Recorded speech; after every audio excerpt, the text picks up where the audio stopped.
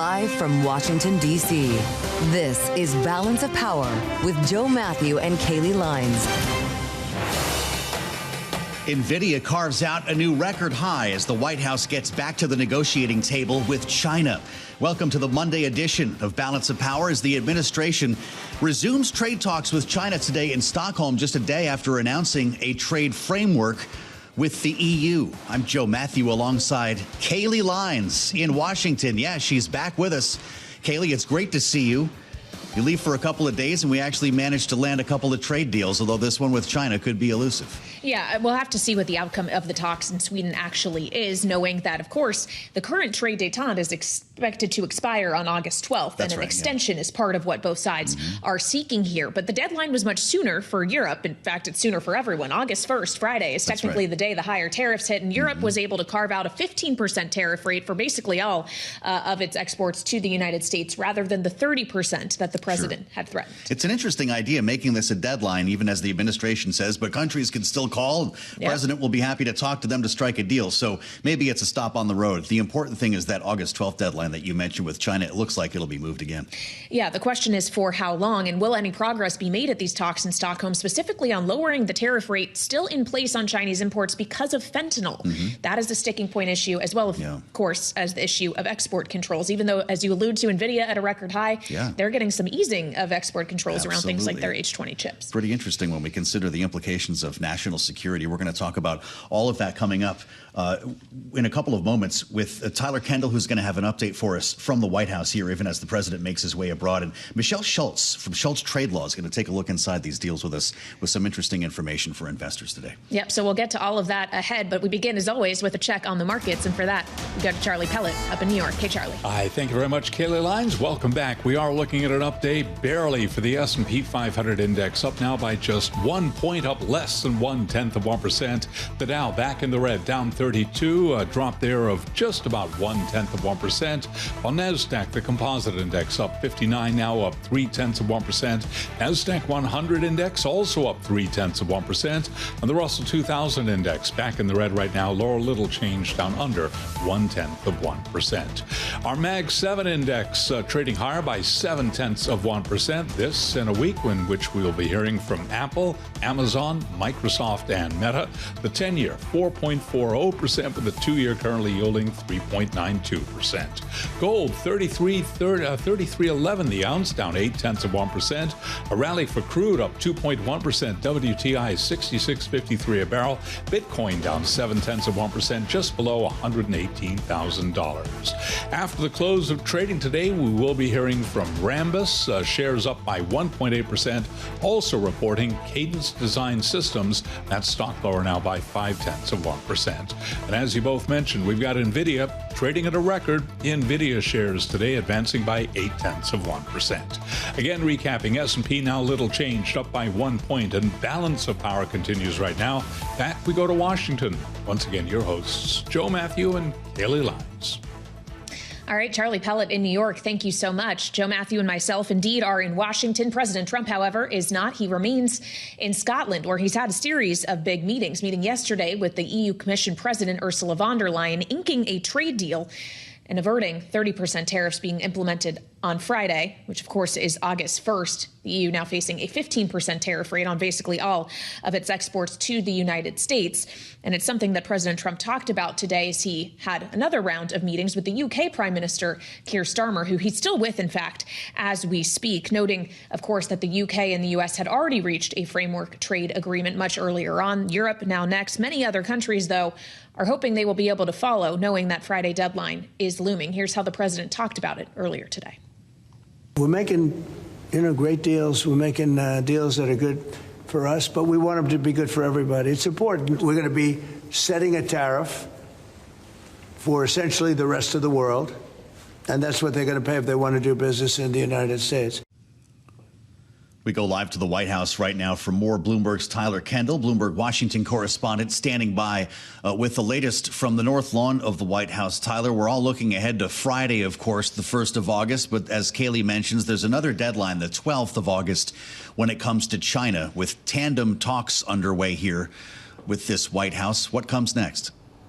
Right, exactly, Joe. And President Trump was asked about those talks with China earlier today, and he said, we're going to see what happens. Now, the USTR Jamieson Greer, in an interview earlier, gave us a little bit more color about what the White House is expecting when it comes to these discussions. He really amounted this to basically a check-in to make sure that both sides are upholding the agreement that was reached in London, which you'll recall was really to uphold the agreement reached in Geneva when it comes to some of those export controls around critical and rare earth minerals, as well as semiconductors and perhaps less advanced chips. Our reporting does indicate that China has started to ramp up its export licenses when it comes to rare earths, and we've also seen the U.S. starting to sort of loosen those restrictions, including NVIDIA's being able to sell its H20 chips into Beijing. The next phase here is really to make sure that the de-escalation continues. We are broadly expecting that they will extend this August 12th deadline. The Treasury Secretary Scott Bessent said as much on Bloomberg television last week, August 12th, and then 90 days after that, because they seem to be doing this in 90-day increments. But there are a few threads where we could see potential progress here. The Treasury Secretary said that they would expand beyond export controls, and perhaps they would talk about curbing China's imports when it comes to sanctioned Russian oil, and then also, importantly, fentanyl, because Joe and Kailey, we have to keep in mind about 20% of that tariff that's currently in place against China is linked directly to the White House's concerns around fentanyl. While China has denied its role in its alleged role in fentanyl flows into the U.S., we did see them take some steps last week to curb two chemicals that are used in the opioid, perhaps seen as maybe a concession here to help keep talks going forward. All right, so that's the talks with China, Tyler, and we'll see what the outcome of them ultimately is. Meanwhile, we know what the outcome of the meeting between Ursula von der Leyen of the European Commission and President Trump's meeting was, which is that we have reached at least a framework of a trade deal. Some details we have now gotten from the White House. Walk us through it.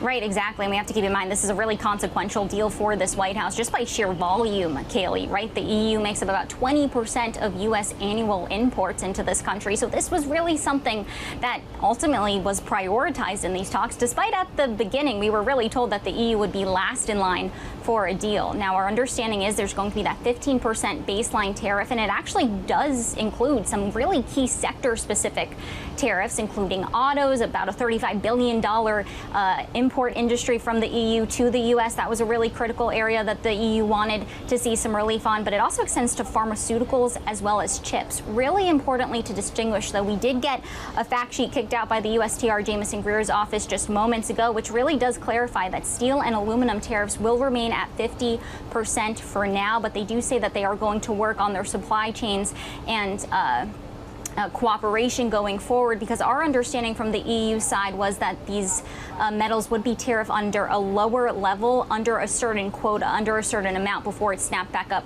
to 50%. So we're still waiting for some key details there. But in order for the EU to clinch these lower rates, they did have to put in some sweeteners that include $600 billion worth of investment, as well as $750 billion pledge for U.S. energy. It's probably worth pointing out that the EU had been ramping up its imports of U.S. LNG already to account for steering away from Russian energy imports, for example. And then the last one I'll leave you two with is that President Trump says that the EU is going to start importing vast amounts of U.S. defense equipment. This is something that we were widely expecting, since we know that the U.S. has been calling on our European allies to boost their defense expenditures in the wake of the war with Ukraine.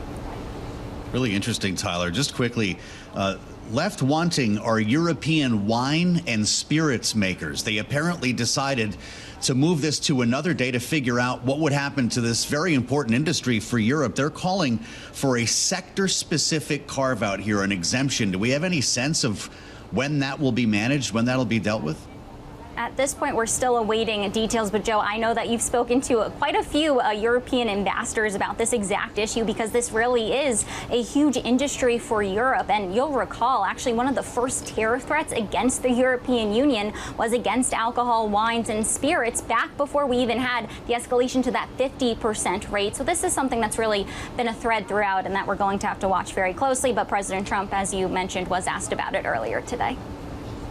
You can always trust Joe Mathieu to be on top of the wine story and Tyler Kendall to be on top of everything out of the White House, where she reports for us here on Bloomberg TV and radio. Thank you so much. And we want to get more into the actual detail of this trade agreement that has been reached with Europe, the trade agreements we have yet to see, and what it all means for companies that are actually trying to navigate this environment and figure out what it means for imports and exports. As we turn to Michelle Schulz, she's founder and managing partner of Schulz Trade Law and specializes essentially in helping corporations comply with things like this. Michelle, great to have you here on Balance of Power. When we consider even the deal that we've got with the European Union and the readout we now have, it really is broad strokes of a deal. We're missing a lot of granular detail here, and I wonder how corporations are dealing with that. Is this actually enough information to work with to make investment and purchasing decisions off of?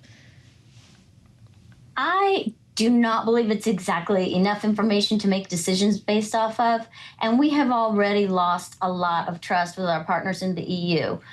Our clients are in different sectors like aerospace, oil and gas, food and wine, gourmet food, and they have been pivoting each time the tariffs get adjusted. We didn't expect this adjustment so soon, but we have to keep in mind that even though it's 15% on about 70% of the products, the tariffs on steel, aluminum, copper still apparently will be at 50%, and that includes derivatives. So when we're talking about details, I've got this book behind me. That's the Harmonized Tariff Schedule. That is the perfect example of how detailed these rules get. Each item is listed in there. And so we need to check each item and see if it's subject to tariffs and how high. Well, so what kind of conversations are you having with these clients that you mentioned? Because there seems to be a feel in Europe today, I don't know if this is the case in China, that while there are elements of this deal that are clearly favoring the United States, at last we have certainty when it comes to tariff levels. The fact that we might not like 15%, but at least we know it's 15%. Does that resonate with your clients? It does, in the sense that it is one set number, but it's a little bit misleading because we have layers of different types of tariffs that are still going on, like the steel and aluminum tariffs. Also, all 27 countries within the EU have to sign off on this agreement, and I haven't seen them do that yet. In fact, I've seen a little bit of negative feedback from the Prime Minister of France and Hungary as well, I believe. So we're going to have to wait and see if all the EU members agree to this. It seems to me that Ursula von der Leyen was correct when she said this is essentially the best we're going to get. It's good, but it's not great. 15% across the board is still higher than we're used to. And I'm really hoping that this reduction will include 0% tariffs both ways on aircraft and aircraft parts, which has been mentioned, but we don't have anything in writing. We don't have a written agreement with that level of detail. Yeah, there's a lot that we have yet to see pen actually put to paper on. Michelle, when we consider what the whole point of these tariffs are, yes, in part it's about balancing the trade deficit with the U.S., hence why Europe is agreeing to make more purchases of U.S. goods like military equipment and the like. But the president also contends that a lot of this is about onshoring supply as well. Are companies that you're speaking with finding the ability to do that very quickly, to replace supply that may come from somewhere else that they're currently importing and try to just get it domestically in the United States? How long does that process actually take to find those alternative routes if they're available at all? If they're available at all, it takes a very long time. We have clients in every industry that are importing from virtually every major country in Europe, and it is not a fast process to find another supplier. Same with China. A lot of suppliers had already moved from China, so they moved to Vietnam, or the importer might have moved its manufacturer somewhere like Mexico when the very first China tariffs came out under Section 301 under President Biden. But then they had to pivot because now the Mexico tariffs are up. So what our clients are doing is pivoting as best they can and saving as best they can, but some of them will go out of business if tariffs continue to rise. And I think we have to remember that this is still an increase. It is not, it's a decrease from what was threatened, but it is still an overall increase in tariffs for everyone. You mentioned the French Prime Minister, Francois Bayrou, on X, writing, "It's a dark day when an alliance of free peoples united to affirm their values and defend their interests resolves to submission." What's he talking about? Oh, wow. Yes. So the Europeans were hoping for a lower tariff rate overall. They were hoping for a friendlier deal than we gave them, especially given our history with Europe. They had thrown out the number of 10% at one point, and I thought that maybe that would have been more reasonable in the eyes of the European countries, but they see 15% as still quite high and a slap in the face. It will impact trade, and it will be a cost to the U.S. importers. So it still presents a challenge, and it still presents an increase, and I think that some of the European leaders are disappointed. Well, beyond the deal with just Europe, where I don't think I saw any mention of transshipping, Michelle, we have seen that mentioned in others, including the agreement that was reached with Vietnam, the idea that there would be even a higher tariff rate on transship goods that are coming in directly from China. I just wonder how hard that actually is to track and follow. How do we actually know where products are originating from if they're coming into the U.S. under cargo vessels with a different flag? How difficult is that, especially for importers, to try to navigate? It's actually quite difficult, and we have been in the weeds of doing due diligence on suppliers and their suppliers and their suppliers and their suppliers. And it's more and more difficult to the point where companies are using software tools. We have 3 at least that we're using right now in order to ferret out who owns what and who is sending what from where. But to determine that something is not made with slave labor, for example, in the Xinjiang region, we have to go way back into the supply chain. And you can't always rely on manufacturers' affidavits because they may or may not be true and correct. So you really have to go behind and do due diligence behind the paperwork. It's becoming more and more difficult, and I'll add that on the export side, the Commerce Department has been throwing around a 50% rule, similar to OFAC, the Office of Foreign Assets Control's 50% rule, which would mean on the export side, we're also going to have to look at ownership, who owns what and what percentage. It's very difficult from a practical perspective. We've got about a minute left. Michelle, how worried are you that this White House is too eager to reach deals, to announce deals to the markets and to others who were promised all of these amazing trade deals, too eager to follow up on the details that you're talking about, never mind make good on national security promises when it comes to high-tech chips? I believe they can do it. I'm somewhat optimistic that they can do it, but it takes months, if not years, normally to negotiate a trade agreement. And so this is way out of line with your typical free trade agreement internationally. This is a deal, and it's really a deal in the sense of a deal. We've got some purchases that the European Union is going to make, and the details as far as which tariff numbers, what tariff codes, those aren't all clear yet. We still have steel and aluminum. I do think the White House has been a bit eager to show its success, and that's great. It's a step in the right direction, but I don't think that our allies and other countries are pleased with it quite yet. Michelle, it's great to have you with us.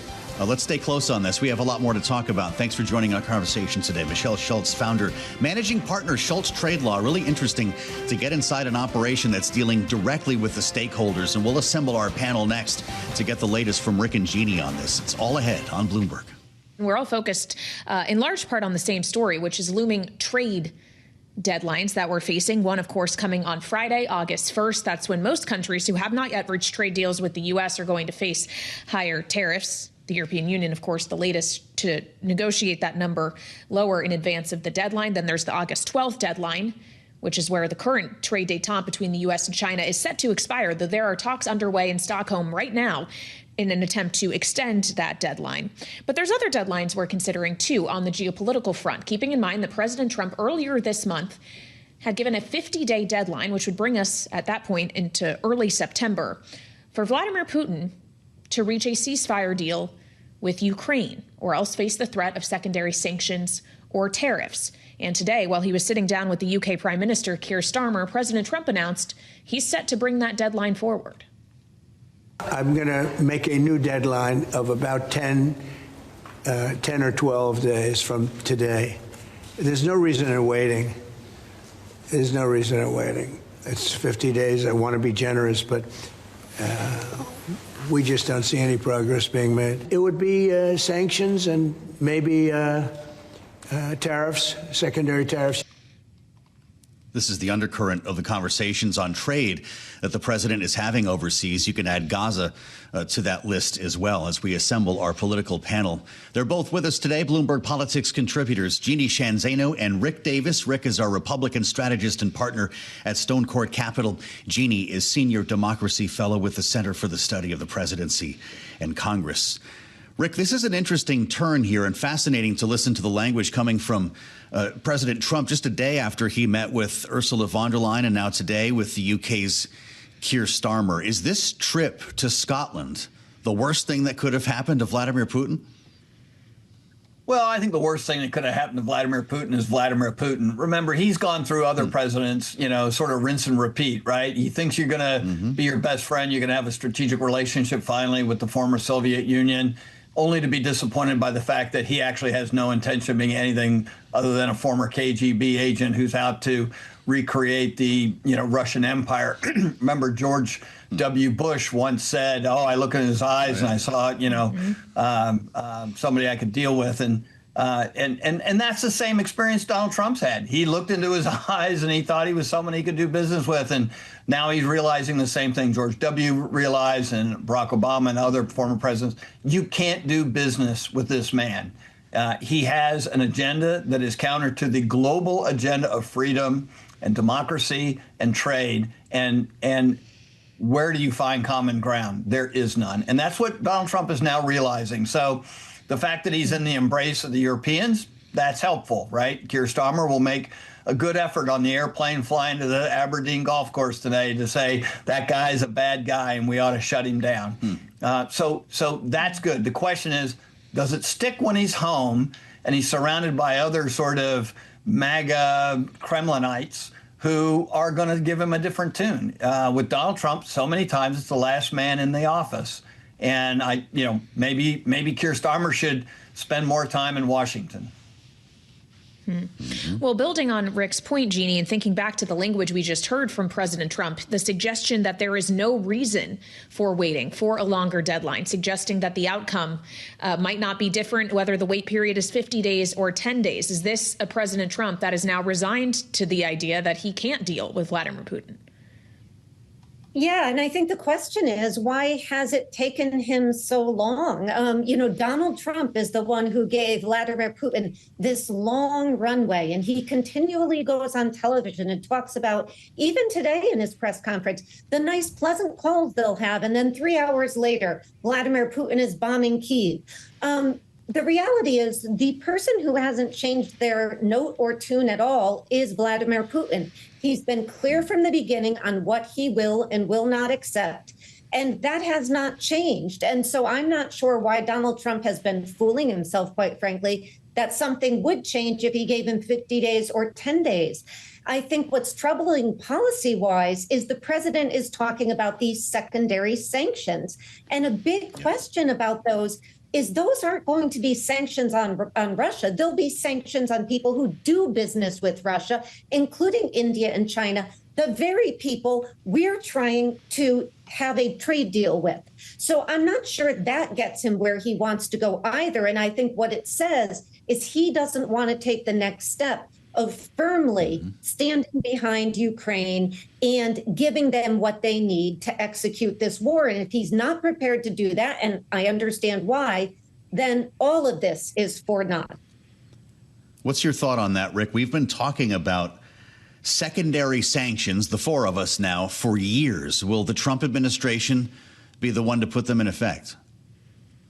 Very well could, and it's about time. As you point out, this hasn't been a hard one to figure out. It's not doing trade with China and India that matters. It's the revenue that Russia gets that sustains their war effort from doing those trade deals. And so if you have an ability to shut that down, you have ability to help shut down the war effort in Russia. And by the way, either Donald Trump's going to do it at what his level he said is 100% tariff costs, or the Congress is going to pass overwhelmingly a tariff regime, a sanctions regime, where those tariffs are 500%. And so I think it's a lock to say something's going to happen where economic sanctions on Russia get a lot stiffer pretty soon. And either Donald Trump's going to do it or Congress is going to do it and put it on his desk and dare him not to sign it. Well, of course, as President Trump is pushing for an end to this war, he also is pushing for a ceasefire between Israel and Hamas as the world is growing increasingly focused on the hunger that the people of Gaza are currently experiencing and questions over whether or not that classifies as starvation. To ask the Israeli Prime Minister, Benjamin Netanyahu, if it does, his answer is no. This is what he said yesterday. Israel is presented as though we are applying a campaign of starvation in Gaza. What a bold-faced lie. There is no policy of starvation in Gaza, and there is no starvation in Gaza. We enable humanitarian aid throughout the duration of the war to enter Gaza. Otherwise, there would be no Gazans.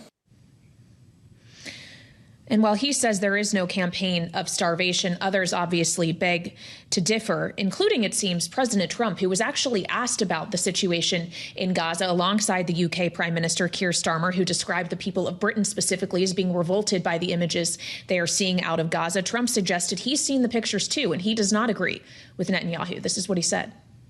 The United States will be helping with the food. You know, we have a lot of access to food. We got a lot of food ourselves.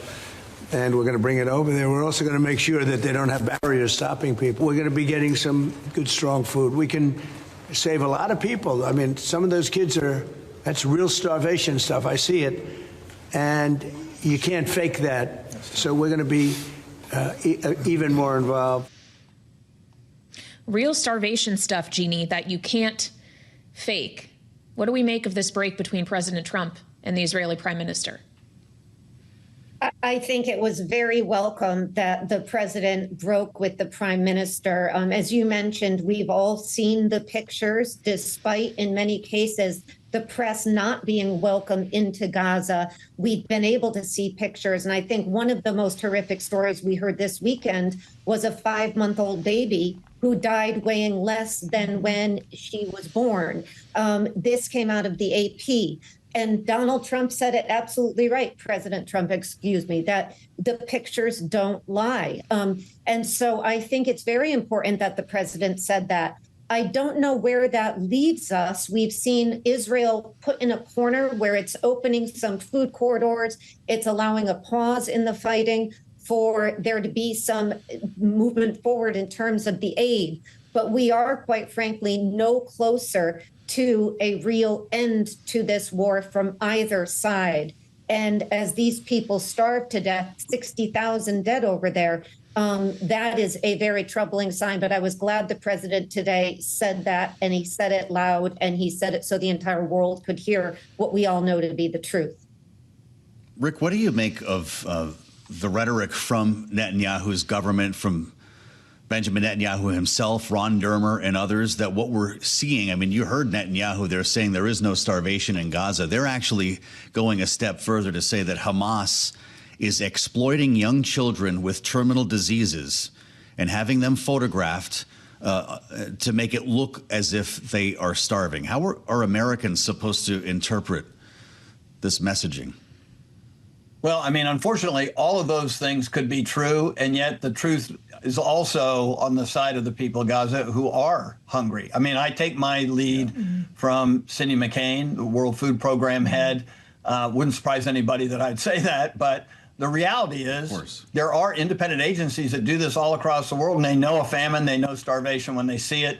They've been very outspoken about this. You would think that Prime Minister Netanyahu would use them as a safe place. As long as they're happy, he will have some insulation to the criticism of what he's doing in Gaza. But the reality is, there are a lot of voices in the Israeli government right now. We have to assume that the voice that matters the most is Bibi Netanyahu's, and it seems out of step with what the rest of the world, the World Food Program, and others who are charged with avoiding this kind of situation are saying about the access points, the amount of food that's getting in there, and the distribution process that's being used. It's a failure by anybody's stretch of the imagination. And the fact that now Donald Trump has an inclination to do something about it, his close relationship with Bibi hopefully can be put to use so that the efforts to combat Hamas aren't cast in a negative light because of the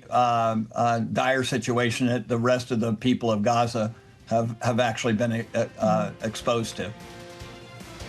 All right, Rick Davis and Jeanne Zaino, our political panel on this Monday. Thank you so much, covering all things geopolitics for us. We'll turn back to domestic affairs next on Balance of Power as James Talarico, member of the Texas House of Representatives, potential Senate candidate, joins us on Bloomberg TV and radio. Thanks for being with us on the Monday edition of Balance of Power on Bloomberg TV and radio. I'm Joe Mathieu alongside Kailey Leinz, who's back with us today, I'm glad to say, as we talk politics here in the nation's capital. And it's not very often that a politician breaks through into the mainstream without spending a lot of money or doing something wrong. Case in point, James Talarico, a member of the Texas House of Representatives, a Democrat, a pastor, and a former teacher, is now being considered a potential threat to flip a Republican Senate seat blue, if he, of course, decides to run for it. Kailey, this is an individual, I'll get personal here for a moment, who both of our spouses asked us about without prompt, unsolicited, which is something that never happens, by the way, in either of our homes. We don't really talk politics, right, when we go home at the kitchen table. But James Talarico was viral before he did the Joe Rogan interview when he talked about the 10 Commandments in schools. He's a TikTok sensation. He's now apparently a Joe Rogan sensation. And a lot of smart people in Washington are asking if, in fact, he could be the future of the Democratic Party. Yeah, in fact, Joe Rogan is hoping he might one day run for president. Isn't that right?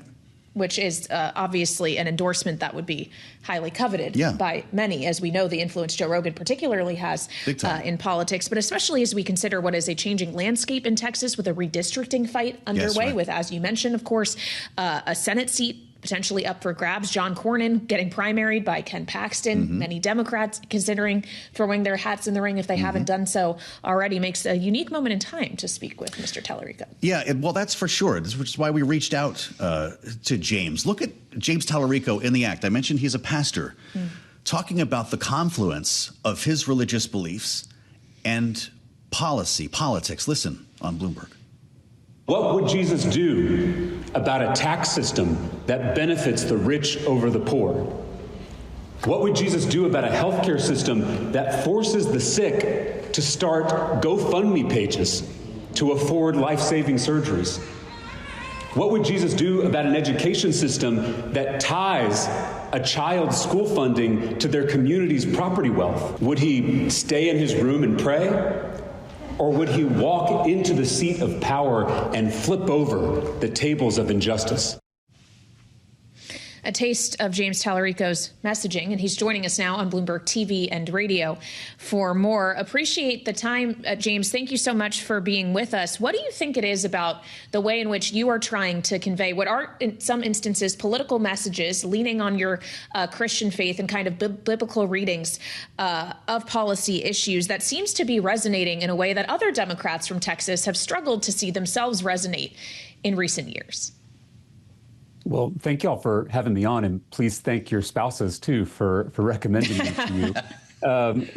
I think people are hungry for authentic moral leadership in this country, and I think folks just want elected officials who are themselves and who are honest and speak directly and clearly. That's, I think, what this exposes. Folks are tired of the kind of consultant-driven, poll-tested political sound bites, and they want people who are just going to speak like a human being. And that's what I try to do every day, whether it's at a podium or a pulpit. whether it's as an elected official or as a member of the clergy. Authentic moral leadership. Pastor Talarico makes you a contrarian in this political world, if not a unicorn, considering your background.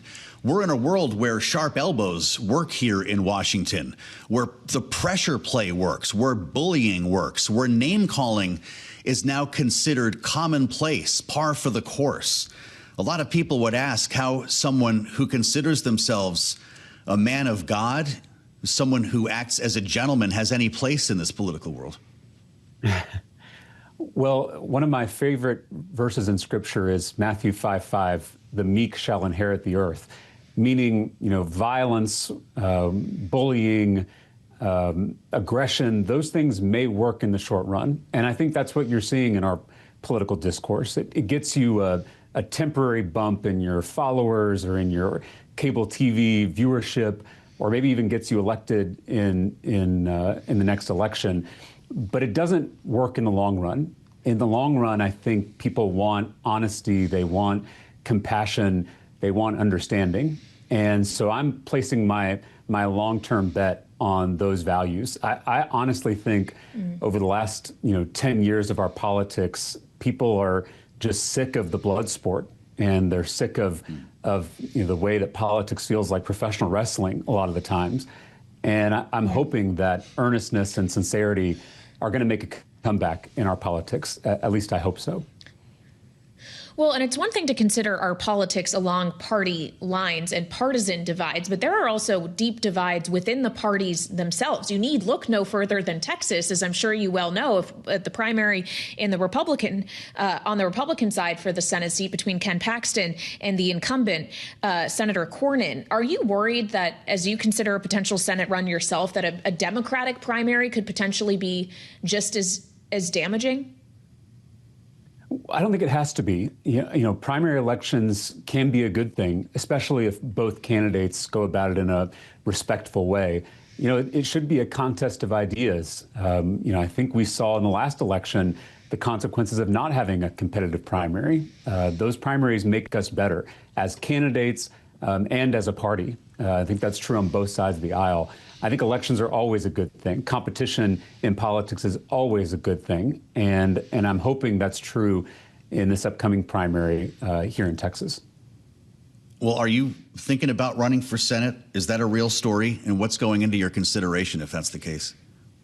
I am thinking about it, but if I'm being very honest with you, my entire focus is really on the special legislative session that's just been called here in Texas.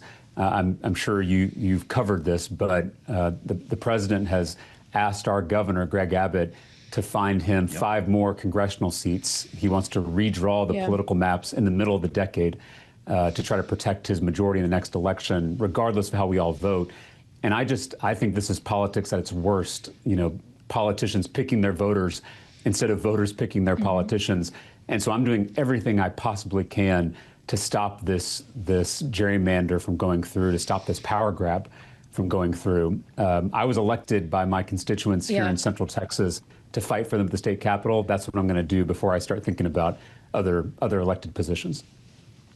Well, if you view that as politics as it's at its worst, would it be a mistake for blue states like California or New York to try to follow Texas's lead and reclaim some more seats for Democrats? I think the idea of every state being gerrymandered is a terrible vision for this country. That said, I do know that you have to stand up to bullies. You can't just lie down and let them win. And so I do think that we need folks who are willing to match energy, but we cannot lose sight of the ultimate goal, and that is fair elections in every state, fair maps in every state. I mean, every single state in this country should have an independent, citizen-led redistricting commission that takes the power to draw these maps out of the hands of politicians and puts it into the hands of the people that we seek to represent.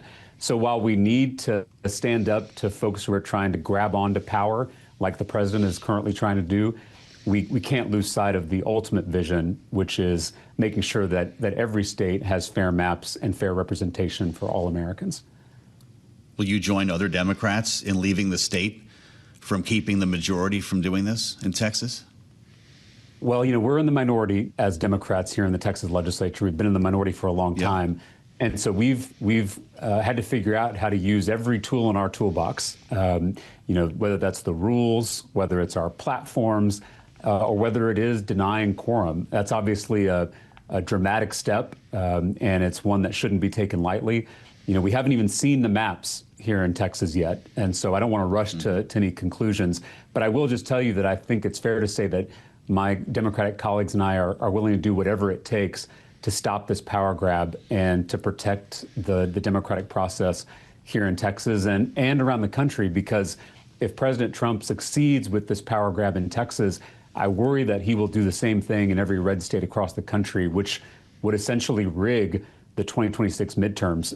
And so regardless of your party, whether you're a Democrat or Republican or an independent, none of us want politicians in Washington silencing our voices and rigging the next election.